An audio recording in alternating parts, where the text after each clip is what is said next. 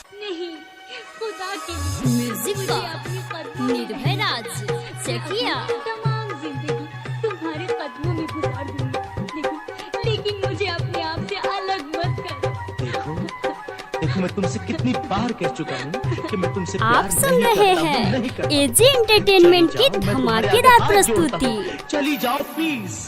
चली जाऊंगी, लेकिन एक बात हमेशा याद रखना, मैंने तुमसे सच्ची मोहब्बत की। मैंने तुम्हें तोहरे वियोग में रो रो हंसोग में मसियो लगाई हो।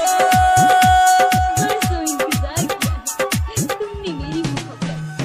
तोहरे वियोग में रो रो हंसोग में मसियो लगाई हो। भर के सिन्होरावा में सखी जानती हो गंगा में बहाई हो।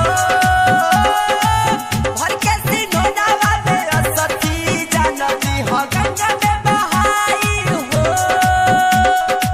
म्यूजिक निर्भय राज चकिया मेरे इंतजार, मेरी महरूमियों, मेरी उदासियों का ये सिला दिया।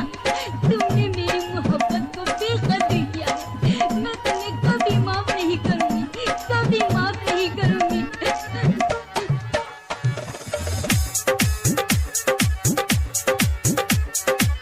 Mix by bullet Meera. दिल इहे करे बस पूछल हो साथी तोहर से काहे के छूटल हो सुख प्यार के हमारा मिलल ना किस्मत भी हमसे रूठल हो। दिल इहे करे बस पूछल हो साथी तोहर से काहे के छूटल हो सुख प्यार के हमारा मिलल ना किस्मत भी हमसे रूठल हो। एतने करम कर दी है जान जान जाए हो भुलाई हो।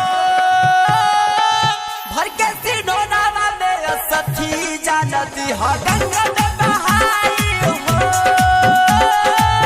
भर के सिनोरावा में सखी जानती हो गंगा में बहाई हो।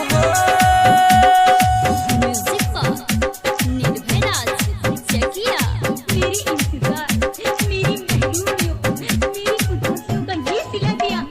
तुमने मेरी मोहब्बत को बेकदर किया। मैं तुम्हें कभी माफ नहीं करूंगी, कभी माफ नहीं करूंगी।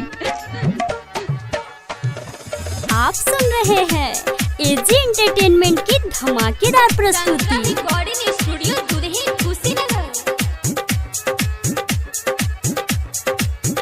बसी तने है दिन के साथ रहे अंतिम तो हसे मुलाकात रहे कहिलू ना कदर प्रीत के नियत तहरो का घात रहे